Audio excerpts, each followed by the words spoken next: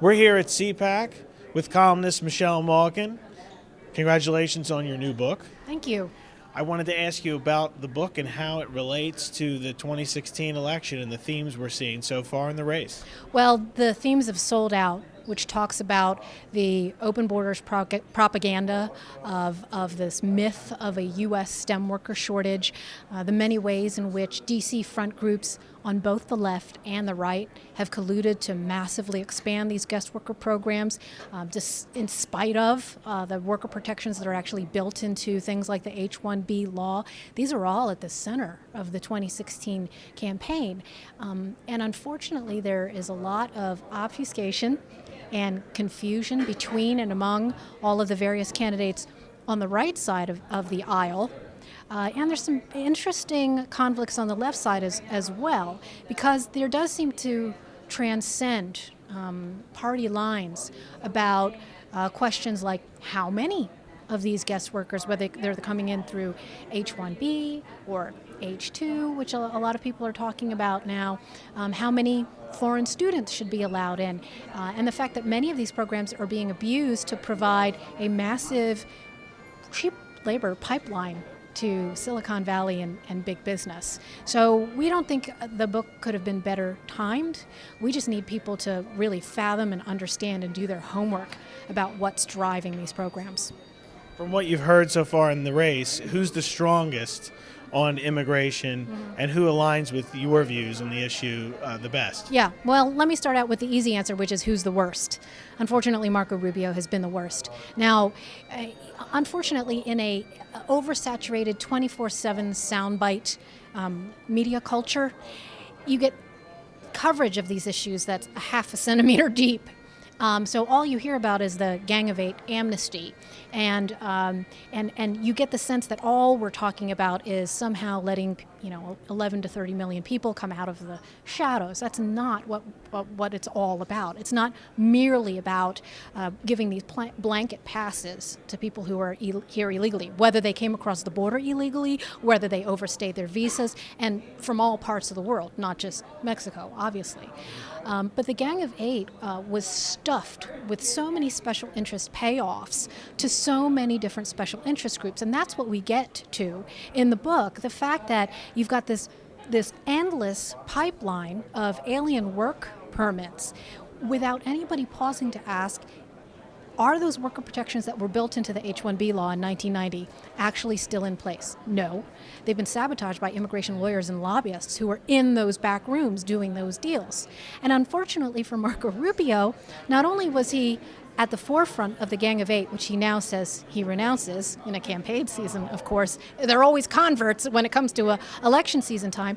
But even to this day, and I've been pushing my colleagues in the media to ask, what about Marco Rubio's second worst immigration bill? He is still co-sponsor of something called the I-Squared bill with Orrin Hatch, which has been fronted by these two Republican senators, along with a couple of other Democrats as well, at the behest of Microsoft, to triple to quintuple the number of H-1Bs over and above the already flimsily enforced limits that we already have. Ted Cruz is better. He has seen the light. Only recently did he come around to making the connection between these programs and their effect on workers' wages, not just at the lower end of the scale, but we're talking about the best and brightest. These are American-educated, American workers in the so-called STEM fields. And then there's Donald Trump, who's all over the map, and we talk about that in the book. The one thing is that he filled a vacuum that was left by stupid, feckless Republicans who refused to listen to this exasperation and frustration, not just on the part of grassroots rank-and-file conservatives, but all Americans, whatever part of the wage scale they fall on. Because you have the H-1B issue, and then you have illegal immigration on the other side, and you have Trump taking the hard position, build the wall, keep them out, lower the amounts of illegal immigration. Do you agree with that? Yes. I mean, when I wrote Invasion in 2002, I said, at the very least, we need a pause. We need a pause because systemically and bureaucratically, it is not working. It's not just about physical borders on the south or on the northern border. It's the fact that our State Department is incapable of vetting applications at our consular offices overseas. That was supposed to be the lesson of 9/11. Those don't work. And so all of these promises about, oh, how we're going to vet everybody, you can't do that. Not with the amount of immigration that's coming in every year. Let's put aside illegal immigration. We are letting in 1 million people on green cards every year. There's this massive backlog of applications of people who do want to come here legally. So who's the priority? And right now, I think that there's been an impulse from the Open Borders lobby on both sides of the aisle to put illegal immigrants at the front of the line of their priorities. And we saw that with many of these Republican candidates who now have fallen by the wayside, primarily Jeb Bush.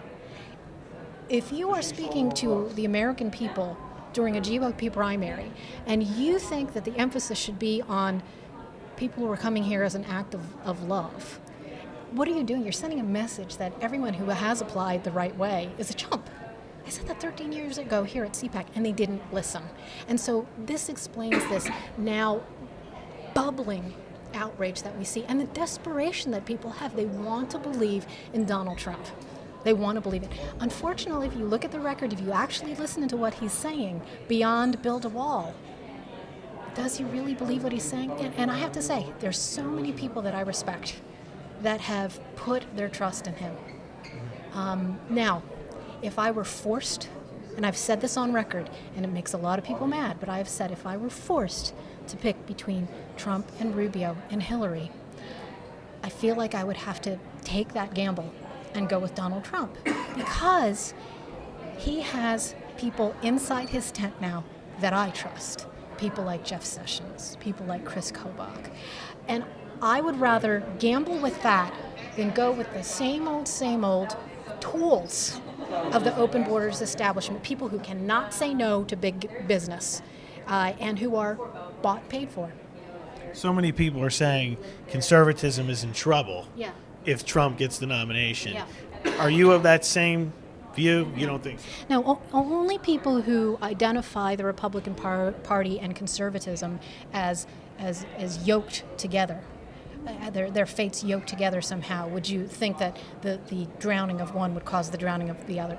The conservative movement exists as an independent entity, and it has to, in order for all of the work that I've done and all of these thousands of grassroots activists to matter.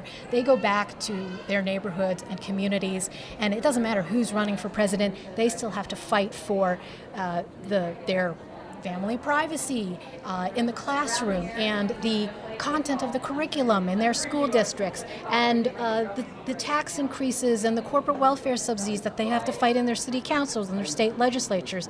And I think it is heartening, and I think this might have been Scott Walker's message too when he says that conservatism is alive and well.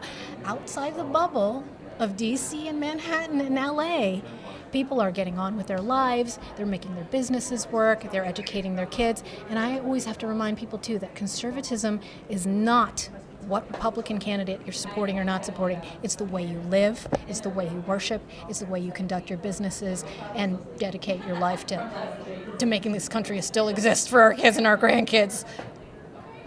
Thank you so much You for your bet. time. Really appreciate it. Take care. Thank you so much. All right, take care.